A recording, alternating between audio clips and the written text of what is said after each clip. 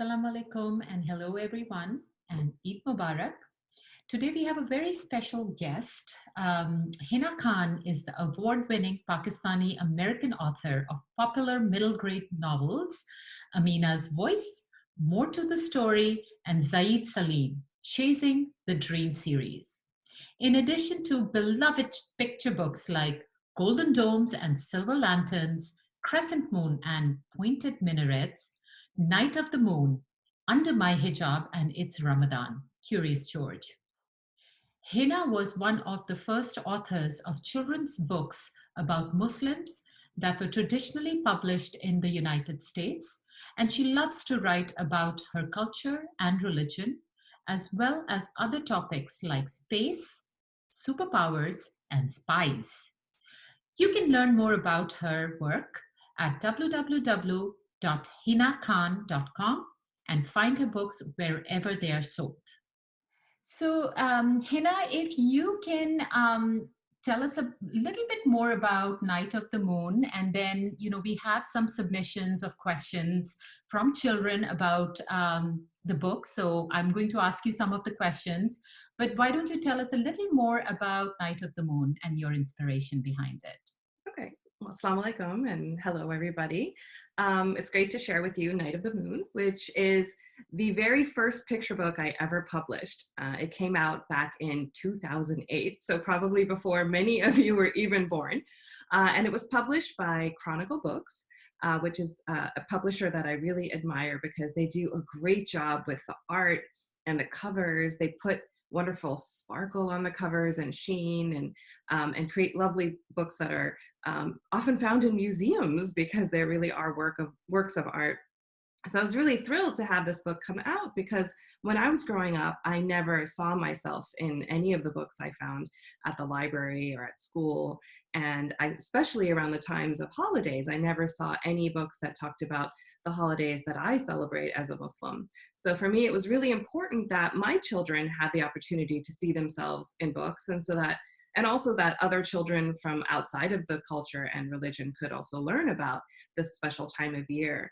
So I thought about what would be an interesting story to tell around Ramadan and Eid, and came up with the idea of the Night of the Moon, and a little girl named Yasmin who is excited about celebrating the month with her family, all from the perspective of Yasmin and the things that she pays attention to as a child during this special month. That's great. That's great. I personally, as a child, used to love Chandrat, Night of the Moon. It was a celebration that was very unique. And, just meeting my friends, my mom's friends, it was just a very unique kind of special moment for us. So using henna is a very integral part of Chandrat celebration. So can you talk a little bit more about that aspect a little? Yeah, so I love Chandrat too. So Night of the Moon is a translation of Chandrat from Urdu, which is the last night of Ramadan, when you know that the following day is going to be Eid. So it's, you've broken your last fast, and then it's sort of like the Eid celebrations begin early. And it's a time where in the Pakistani tradition, which is what I'm familiar with, we would get together and a lot of times paint our hands with henna in anticipation of Eid. They would sometimes be community melas, as we would call them, where the people would be offering the painting of the hands with henna and also selling clothes and sweets and jewelry and gifts for people to buy on Eid, for Eid for their families. So just a really festive and colorful and fun time filled with community and lots of crowds. So I wanted to capture that excitement in this book. And it's something to sort of look forward to as the month is progressing, in anticipation of Eid, of course, but also this big night before Eid. Yeah. And I definitely have some very fond memories of celebrating Eid. I grew up in India, as you know, and the memories are very vivid and very beautiful and very distinct in a way. What are your memories of celebrating Eid? And then now with your own family and your children, how do you celebrate Eid now? Yeah, so I think in many ways it's pretty similar the way I celebrate now as to when I was a child. I think the big difference is that when I was growing up, we would start the day with breakfast, which is nice after a month of fasting, and then going to the mosque for Eid prayers. Lots of hanging out at the mosque afterwards, greeting people on the lawn, hugging each other, wishing each other Eid Mubarak. And then the rest of the day was really spent visiting friends and relatives, hopping from house to house, collecting Eid money, which Yes. the elders would give us, like little gifts of money. And so we didn't really have some of the things I do now. I mean, it was a special day. I loved it. We had so much fun. We ate all day long. We ate delicious foods all day long, like special foods like samia and, special Ramadan treats. And, but now I feel like because of, I guess having grown up in America and seeing the way other traditions celebrate, and of course, Christmas decorations and the idea of wrapped gifts, I feel like we've incorporated that. So now with my children, as they've grown up, we've always focused on giving them actual Eid. Instead of money, we give them Eid presents, and we often exchange presents with friends and relatives. We do sometimes we do secret Eid. We do lots of decorations, and I see now my kids are a little bit older. They are teenagers, but I see people with young children now who have established really fun Ramadan traditions and gorgeous Ramadan displays and decorations throughout their homes. And it's fun to see this explosion of just creativity really taking place. And it's also really fun that sometimes people include my books in their displays and share those with me, which is really fun to see. But I think the spirit of Ramadan and Eid has stayed the same. And with my kids, it's still going to the mosque for prayers, still visiting friends and family, eating lots of food, and and being really grateful for the day. And so that, of course, hasn't changed, even though we have made it a little more visibly commercial. Right, right. In a Yeah. way. So, one thing that that's a little different in India versus here, when we celebrate Eid here versus in India, was after lunch on the day of Eid, we used to start getting these big tiffins, like with 5 or 6 compartments from different friends. And the food was just so delicious. Again, there were same things made in different ways from different households. And it was just like we used to get at least 10 tiffins by the night. So we could pick different foods, and it was just, such a memorable experience. I mean, I still distinctly remember the smells and the way they looked. Yeah. But Oh, another thing I didn't mention is Eid clothes, of course, was a big part of it. exactly, When yeah, I was growing up and now, like being so excited to get your new Eid clothes right. um, and something special to wear on Eid day. So that would be a big part, of course, like getting all dressed up to go Yeah, out and celebrate for the day. I'm sure you had something similar. exactly. So this is actually from Pakistan. This is my Eid salwar kameez, and I'm wearing it Oh, today. very nice.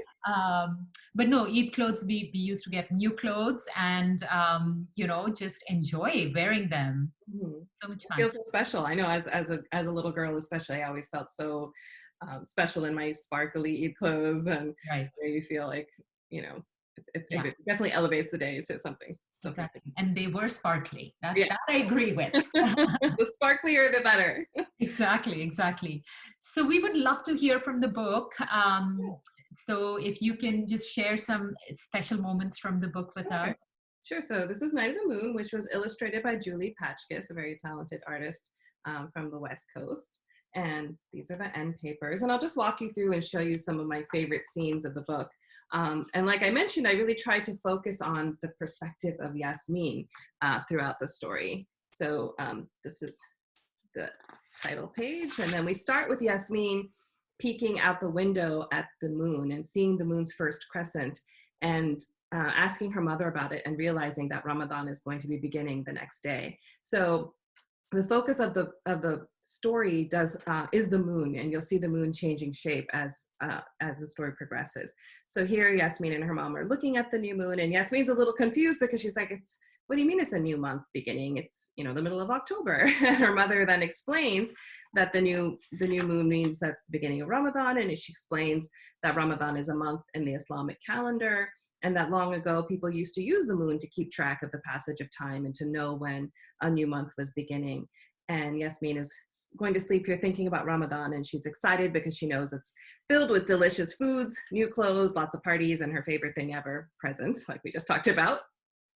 Here we see Yasmin at school with her friends and her teacher talking about Ramadan, and Yasmin is proud to share with her classmates what fasting is, and she explains, I know when I was growing up, I got a lot of questions about what fasting is, and of course the famous question, like, not even water, but I also had people thinking that we didn't eat or drink for 30 whole days, so I wanted to make sure that people understood what Ramadan is and what fasting is and how it works. And so Yasmin explains that, you know, fasting means you don't eat or drink anything all day long. You wake up before sunrise to eat and then don't have anything else until the sun goes down. And then they ask her if kids fast, and she said that little kids don't fast, but that maybe she's going to try it for a day, because as we know, many young children start fasting. Here's the breaking of the first fast with Yasmin and her family. They're enjoying dates and milk here, and you see the sun setting through the window. And what you might appreciate as you look at all these pages is that the backgrounds are actually inspired by Islamic tile art. So I love seeing the way the artist incorporated these beautiful borders that come from Islamic tiles. Here, Yasmin and her family go to her cousin Hamza's house for an iftar party. So one of the many traditions of Ramadan is visiting friends and family and eating delicious foods. And they're having dessert here, which includes chocolate fudge cake. And Yasmin is looking out the window at the moon, which is now thicker. And she said it looks like it's stuffed with good food too, and it's now a thick crescent. So the moon is growing. Here we see Yasmin and her family at the mosque, and they've gone during Ramadan to cook food to share with the community. And I try to emphasize here the idea that Ramadan is a time for sharing with people who have less than us and community. So they've gone to share food that mom and dad have cooked, and Yasmin and her brother Bilal have made cupcakes that you see up here. And she's feeling good about helping other people and walking outside and noticing that the moon is half full now, like a half-eaten cupcake. Time goes by and the days of Ramadan fly by, and one night Yasmin is walking with her grandmother and they see that the moon is a brilliant circle, which means that Ramadan is half over. And her grandmother says the word Subhanallah to appreciate the beauty of the moon and be thankful for it. And here Yasmin is hosting her own iftar party, bouncing on a trampoline in her backyard during a barbecue. So we used to call them iftar barbecues when we would host them when my kids are growing up. But here they are barbecuing, and she's jumping on a trampoline, and the moon is half again, shrinking again. And now Yasmin every night is looking for the moon, and she sees it slowly change to this thin sliver, like a faint line of chalk. And then one night she sees that the moon is gone.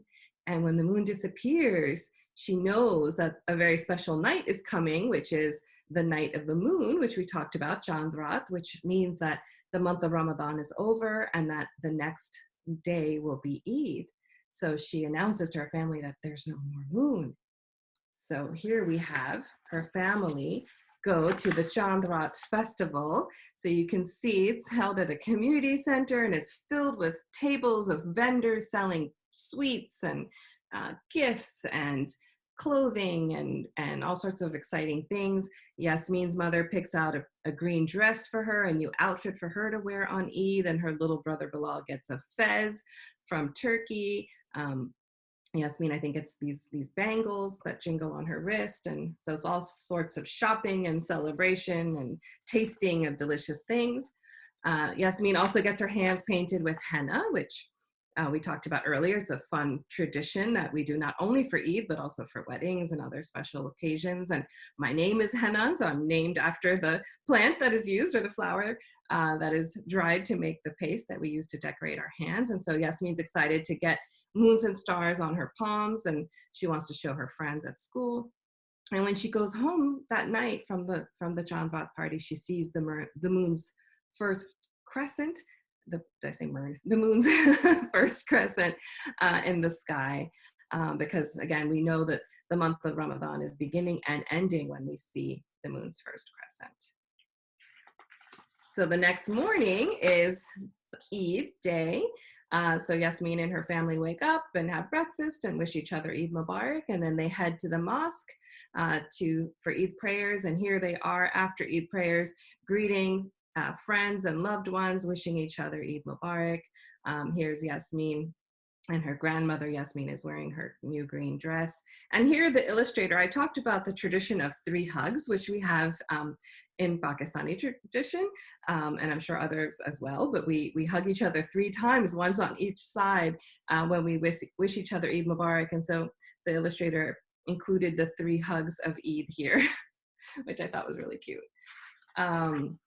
And then finally, at the end of the book, Yasmin gets a big surprise when mom calls her into the family room and hands her a big box wrapped in shiny silver paper. And she tells her that it's a special Eid present to help her look forward to Ramadan next year.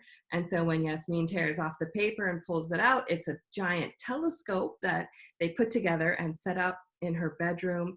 And she takes a peek out the window and she sees this, the beautiful moon. And she whispers subhanallah when she looks at it, and she can't wait for Ramadan to come again next year. So that's the end of the book. And I also include a note for people who may not be familiar with Ramadan, explaining a little bit about it. I have a glossary here for terms that people may not know. And then we have the Endpapers. So that is Night of the Moon.